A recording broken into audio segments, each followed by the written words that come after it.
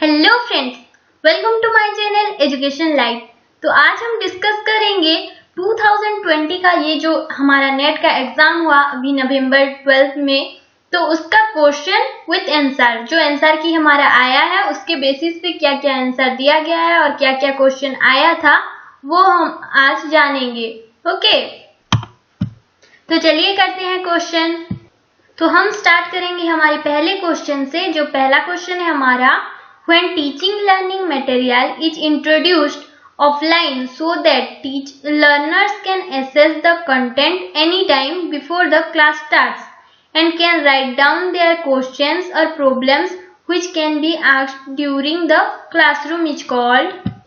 कौन से classroom type में टीचिंग लर्निंग मटेरियल को स्टूडेंट्स को क्लास स्टार्ट होने से पहले ही उनको लर्निंग मटेरियल प्रोवाइड कर दिया जाता है ताकि वो उन्हें पढ़ के अपना डाउट्स, जो क्वेश्चन और उनका प्रॉब्लम जो है उन्हें क्लासरूम में क्लैरिफाई कर पाए। तो वो कौन सा क्लासरूम है? Virtual classroom, Google classroom, flipped classroom और ट्रेडिशनल क्लासरूम। तो इसका सही आंसर है ऑप्शन नंबर 3 जो कि है flipped classroom. Okay, flipped classroom में टीचिंग स्टार्ट होने से पहले ही उनको स्टूडेंट्स को लर्निंग मटेरियल प्रोवाइड कर दिया जाता है ताकि वो उनके डाउट्स, क्वेश्चन सब क्लासरूम में पूछ सकें। ओके, नेक्स्ट क्वेश्चन देखते हैं। Automated unconscious mastery of activities and related skills at strategic level with reference to classification of objectives of learning in the psychomotor domain proposed by R.S. Dave means। Psychomotor domain जैसे कि आप सबको पता है R.S. Dave ने उसे दिया है, तो उसकी कौन से लेवल पे automatic unconscious mastery of activity होता है? अनजाने में ऑटोमेटिकली मैनिपुलेशन, आर्टिकुलेशन, नेचुरलाइजेशन और प्रिसिशन।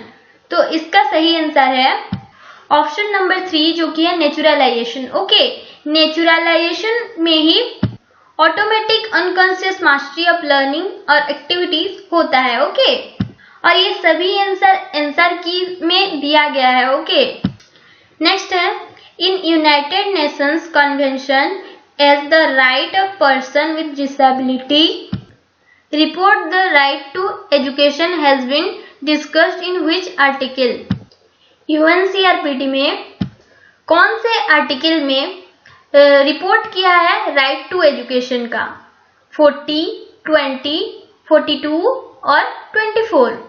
तो इसका सही आंसर है ऑप्शन नंबर 4 जो कि है 24 आर्टिकल में राइट टू एजुकेशन का यूएनसीआरपीटी में रिपोर्ट किया गया है। Okay, which of the following shifts have been suggested by NCF 2005 for teachers। NCF 2005 जो कि नेशनल करिकुलम फ्रेमवर्क है, उसमें टीचर्स के लिए क्या सजेस्ट किया गया था, कौन सा शिफ्ट हुआ था? ओके, तो इसका आंसर जो हमारे आंसर की में दिया है वो मैं बता देती हूँ। इसका आंसर है option number 2। Okay, multidisciplinary focus, multidisciplinary focus रहना चाहिए। क्या कौन बोलता है? एनसीएफ 2005। यूनिडिसिप्लिनरी नहीं होना चाहिए और मल्टीडिसिप्लिनरी पे फोकस करता है। और नेक्स्ट है हमारा teacher centric to learner centric design. Okay, NCF 2000 क्या बोला? टीचर सेंटर से हमें क्या करना है? लर्नर सेंट्रिक बनाना है। ओके, करिकुलम को, क्योंकि अल्टीमेटली करिकुलम किसके लिए बनाया जाता है? लर्नर के लिए। तो लर्नर पे ही फोकस करना चाहिए, ना कि टीचर सेंट्रिक होना चाहिए। एंड देन नेक्स्ट है, from 4 walls of classrooms to surroundings and outside the classroom. ऐसा पढ़ाना नहीं होना चाहिए कि बस बच्चे 4 दीवारी के अंदर ही पढ़ें, ना उसके बाहर भी जो हमारा सराउंडिंग है, जो हमारा एनवायरमेंट है, उससे स्टूडेंट लर्न करें। कौन बोलता है?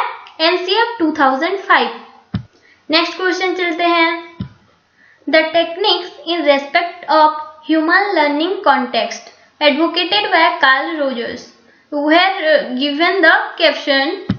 कार्ल रोजर ने ह्यूमन लर्निंग कॉन्टेक्स्ट में क्या बोला था? सेल्फ रेगुलेटेड लर्निंग होना चाहिए बोला था, या रिसेप्शन लर्निंग, या सेल्फ इनिशिएटेड लर्निंग, या डिस्कवरी लर्निंग। तो इसका सही आंसर है ऑप्शन नंबर 3 जो कि है सेल्फ इनिशिएटेड लर्निंग। उन्होंने बोला था लर्निंग कैसा होना चाहिए, सेल्फ इनिशिएटेड होना चाहिए। स्टूडेंट अपना पर्सनल इन्वॉल्वमेंट दिखाए लर्निंग में, उसका खुद को इवैल्यूएट करे, खुद का लर्निंग को सेल्फ इनिशिएटेड करे, उनका यही बोलना था। और वो एक्सपीरियंशियल लर्निंग के ऊपर भी फोकस करते थे। ओके, यह है हमारा 6th क्वेश्चन जिसमें हमें 2 स्टेटमेंट दिया गया है और हमें बताना है कि वो ट्रू है या फॉल्स है। तो स्टेटमेंट 1 में दिया गया है, in Freud's postulation id is the original system of personality and is the reservoir of psychic energy. It uses the mechanism of pleasure principle and is a tension reduction mechanism.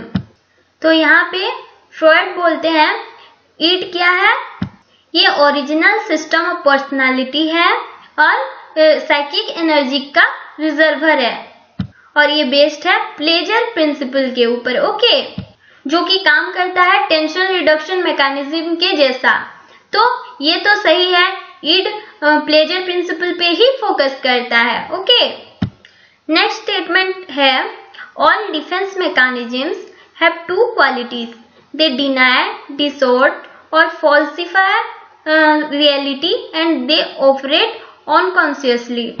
तो statement 2 में है कि defence mechanism का, सारे defence mechanism का 2 qualities हैं, वो reality को एक्सेप्ट नहीं करते या डिनाई कर देते हैं, और एक क्वालिटी है कि वो उस रियलिटी को अनकॉन्शियसली ऑपरेट करते हैं और संभाल लेते हैं। ओके, तो ये भी सही है। तो हमारा आंसर है ऑप्शन नंबर 1 जो कि है both statement 1 and statement 2 are true. Okay, which of the following approaches to curriculum objectives provide scope for meeting the self actualization needs? इनमें से कौन से अप्रोच में स्कोप प्रोवाइड करता है सेल्फ एक्चुअलाइजेशन नीड के फुलफिल होने का? Behavioural rational approach, intellectual academic approach, systems managerial approach और ह्यूमनिस्टिक एस्थेटिक अप्रोच। तो इसका आंसर है ऑप्शन नंबर 4 जो कि ह्यूमनिस्टिक एस्थेटिक अप्रोच है। ओके, यही स्कोप प्रोवाइड करता है सेल्फ एक्चुअलाइजेशन के नीड का फुलफिल होने के लिए। Developing brand and enhancing marketing is emphasised by, brand development और मार्केटिंग को एनहांस कौन सी थ्योरी करता है, उस पर एम्फासिस कौन देता है? Theory of system analysis, signal theory, theory of rational choice और ह्यूमन कैपिटल थ्योरी। तो इसका सही आंसर है ऑप्शन नंबर 2 जो कि है सिग्नल थ्योरी। ये फोकस करता है ब्रांड डेवलपमेंट और ब्रांड डेवलपिंग आइडियाज पे और मार्केटिंग को कैसे एनहांस किया जाए उस पे। ओके, क्वेश्चन नंबर 9 में हमें यहाँ भी 2 स्टेटमेंट दिए गए हैं और वो रॉन्ग है या राइट है वो हमें बताना है। स्टेटमेंट 1 में हमें दिया गया है, in addition to the fact that growth is continuous, it can be relatively rapid in certain stages of development. Development के certain stages पे ग्रोथ इतना ज्यादा होता है या रैपिड होता है और कुछ डेवलपमेंट स्टेज में ग्रोथ कम होता है, तो ये सही है। ओके, सेकेंड स्टेटमेंट है, the process of development follows a pattern in terms of physical development, cephalocaudal sequence, while in the case of mental development it shows an increase in the capacity of concrete level thinking to abstract thinking। ये तो आप सबको पता है, development follows ए pattern जो कि physical development का, और वो सेफालोकाउडल सीक्वेंस में मेंटल डेवलपमेंट इंक्रीज होता है, उसके कैपेसिटी टू थिंक और concrete level of thinking develop हो जाता है और एब्स्ट्रैक्ट थिंकिंग डेवलप हो जाता है और इंक्रीज होता है। ओके, तो ये भी सही है। तो हमें इसका आंसर दिया गया है ऑप्शन नंबर 1 जो कि both statement 1 and statement 2 are correct और true. Okay, Which of the following dimensions of curriculum design focuses on interrelatedness of various aspects of curriculum? Curriculum design के कौन से डायमेंशन में करिकुलम एस्पेक्ट्स के इंटररिलेटेडनेस पे focus किया जाता है? स्कोप, सीक्वेंस, आर्टिकुलेशन और कंटिन्यूटी। तो इसका सही आंसर है ऑप्शन नंबर 3 जो कि है आर्टिकुलेशन। यहाँ पे इंटररिलेटेडनेस कैसे है और लॉजिकल प्रोग्रेस कैसे हो रहा है उसको देखा जाता है आर्टिकुलेशन में। ओके, करिकुलम डिजाइन के डायमेंशन में आर्टिकुलेशन के डायमेंशन जो है उसमें इंटररिलेटेडनेस को फोकस किया जाता है। Which of the following features explain the concept of dependent origination in Buddhist philosophy? In statement में से कौन कौन से स्टेटमेंट बुद्धिस्ट फिलोसफी के ओरिजिनेशन जो डिपेंडेंट ओरिजिनेशन है उसको एक्सप्लेन कर रहा है? तो इसका आंसर मैं बता देती हूँ। इसका आंसर है option number 3। Everything in this world is conditional and relative. ये कौन बोलता है? Buddhist philosophy. इस वर्ल्ड में सब कुछ कंडीशनल है और एक दूसरे के साथ रिलेटिव इन नेचर है। ओके, नेक्स्ट है from the ultimate standpoint there is no difference between samsara and nirvana. Buddhist philosophy बोलता है संसारा एंड निर्वाणा के बीच में कोई भी डिफरेंस नहीं है। जब हम इस फिजिकल वर्ल्ड को रियलाइज कर लेंगे तभी हमें निर्वाणा मिल सकता है। ये कौन बोलता है? Buddhist philosophy. Okay, then next है all appearances dharmas being relative have no real origination. जो हमारे धर्मस हैं उनका कोई रियल ओरिजिनेशन नहीं है, वो एक दूसरे के साथ रिलेटिव हैं। ओके, रिलेट करते हैं एक दूसरे के साथ, ये बोलता है बुद्धिस्ट फिलोसफी। तो नेक्स्ट क्वेश्चन देखते हैं। Which among the following is best suited for assessment of social skill? Social skills के असेसमेंट के लिए कौन सा टूल यूज होना चाहिए? चेकलिस्ट और रेटिंग स्केल, न्यूमेरिकल स्केल या रूब्रिक्स? इसका सही ऑप्शन है ऑप्शन नंबर 4 जो कि है रूब्रिक्स। सोशल स्किल को मेजर या एसेस करने के लिए रूब्रिक्स का यूज बहुत ही सुइटेबल है। ओके, तो इस क्वेश्चन में हमें असर्टेशन और उसका रीजन दिया गया है, वो हमें सही है या नहीं बताना है। तो असर्टेशन में हमें दिया गया है ए में information system supports promotion of research, development and innovation related growth of a country। तो इसमें हमें बोला गया है कि इंफॉर्मेशन सिस्टम एक देश का या एक कंट्री का रिसर्च को प्रमोट करता है, डेवलपमेंट को प्रमोट करता है और इनोवेशंस को प्रमोट करता है। तो ये तो सही है।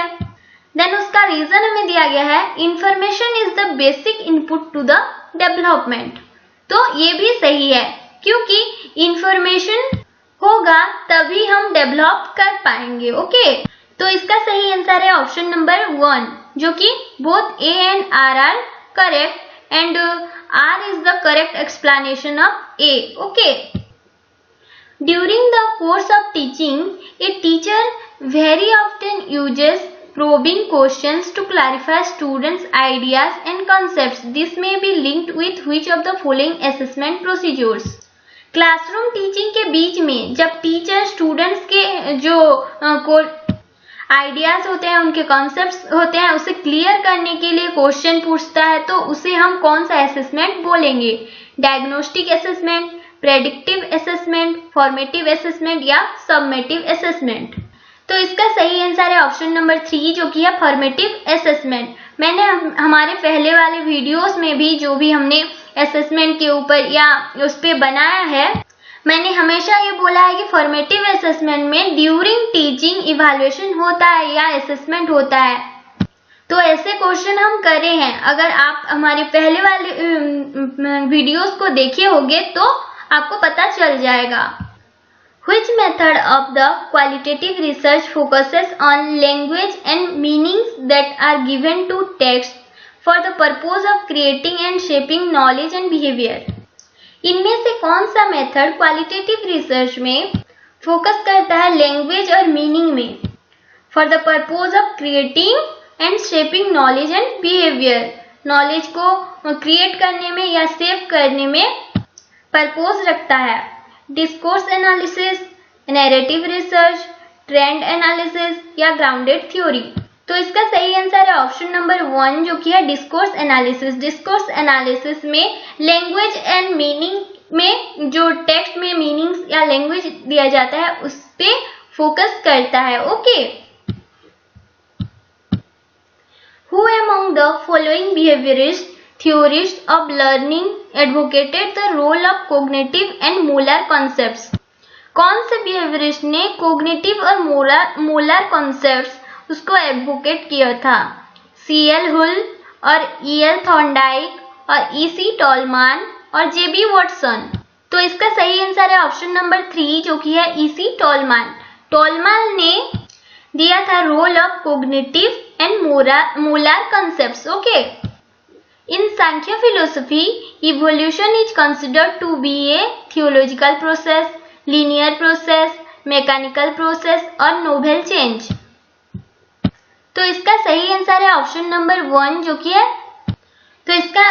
सही आंसर है ऑप्शन नंबर 1 जो कि है टेलियोलॉजिकल प्रोसेस। सांख्य फिलोसफी में इवोल्यूशन को टेलियोलॉजिकल प्रोसेस में कंसिडर किया जाता है। Okay, identify from the list of characteristics given below those which are related to a good hypothesis in research. Research में गुड हाइपोथेसिस का कौन कौन सा कैरेक्टरिस्टिक है इनमें से हमें बताना है। सिंप्लिसिटी ऑफ एक्सप्लेनेशन, ये सही है।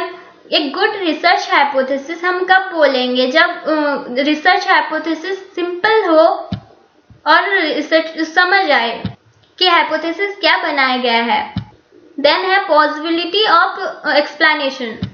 एक्सप्लेनेशन में पॉसिबिलिटी होना भी बहुत ज्यादा जरूरी है। प्लॉजिबिलिटी मतलब एक रीजनेबल हाइपोथेसिस होना चाहिए। ओके, देन है relationship formulated among variables having conceptual clarity. Conceptual clarity भी होना चाहिए। और जो हमारे C और D में है वो एक गुड रिसर्च हाइपोथेसिस के कैरेक्टरिस्टिक नहीं है, जो कि highly difficult to verify the postulated relation.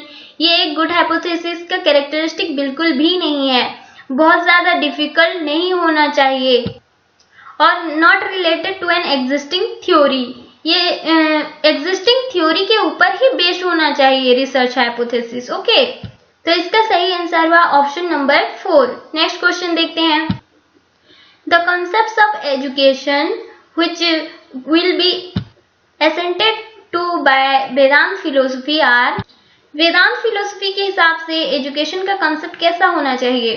तो इसका सही आंसर मैं बता देती हूँ। इसका सही आंसर है option number 4, awakening of intelligence with all the 3 Qs IQ, EQ and SQ। Intelligence quotient, emotional quotient और स्पिरिचुअल कोटिएंट। इंटेलिजेंस अवेकन होना चाहिए और ऑलराउंड डेवलपमेंट होना चाहिए 3 Qs का, IQ, EQ एंड SQ का। ओके, और नेक्स्ट है इंक्लूसिव एजुकेशन। एजुकेशन सबके लिए होना चाहिए। Okay, inclusion of education for all. Then आता है इसके रिलेटेड education for all. Inclusive education जो डिसेबल्ड चिल्ड्रन होते हैं उनको भी मेनस्ट्रीम करता है, किसके साथ? नॉर्मल स्टूडेंट्स के साथ। और एजुकेशन फॉर ऑल मतलब सबको एजुकेशनल अपॉर्चुनिटी मिलना। ओके, ये है हमारा एक मैचिंग टाइप क्वेश्चन। लिस्ट 1 में हमें टाइप ऑफ करिकुलम चेंज दिया गया है और लिस्ट 2 में उसका एग्जाम्पल्स दिया गया है, तो हमें उसे मैच कराना है। पहला है सब्स्टिट्यूशन, तो इसका एग्जाम्पल है new text book replaces the old text book. यहाँ पे हम सब्स्टिट्यूशन वर्ड को देखें तो उसका एग्जाम्पल हमें मिल जाएगा। न्यू बुक्स को रिप्लेस करना ओल्ड बुक्स के ओल्ड बुक्स को रिप्लेस करना न्यू बुक्स के साथ, ये है सब्स्टिट्यूशन। देन है अल्टरेशन, इसका एग्जाम्पल है introduction of new content into existing learning materials. Existing जो लर्निंग मटेरियल्स है उसके साथ न्यू कंटेंट को इंट्रोड्यूस करना, वो है अल्टरेशन। ओके, नेक्स्ट है परटुर्बेशन। इसका एग्जाम्पल है change in time allowed for teaching a particular subject. एक पर्टिकुलर सब्जेक्ट को पढ़ाने के लिए उसका टाइम चेंज करना, वो है पर्टर्बेशन। नेक्स्ट है वैल्यू ओरिएंटेशन। तो इसका एग्जाम्पल है emphasis on personal growth of students than academic growth. Value orientation का एग्जाम्पल क्या है? एकेडमिक ग्रोथ से ज्यादा स्टूडेंट के पर्सनल ग्रोथ पे एम्फेसिस देना, वो है वैल्यू ओरिएंटेशन। ओके, तो इसका आंसर हुआ ऑप्शन नंबर 3। तो आज हम इतना ही क्वेश्चन करेंगे। बहुत ज्यादा लंबा वीडियो हो गया, बस 20 क्वेश्चन हमने किया है और 20 मिनट से ज्यादा भी हो गया हमारा। तो ऐसे ही हम पार्ट करके सारे क्वेश्चन जो हमारे 100 क्वेश्चन है, 100 क्वेश्चन का हम ऐसे पार्ट करके वीडियो बनाएंगे। ओके, और प्लीज लाइक एंड सब्सक्राइब करना बिल्कुल मत भूलिए। ऐसे ही एजुकेशनल वीडियोस मैं लाती रहूंगी अपने नेट एजुकेशन के रिलेटेड वीडियोस, तो प्लीज लाइक एंड सब्सक्राइब कर देना। Thank you.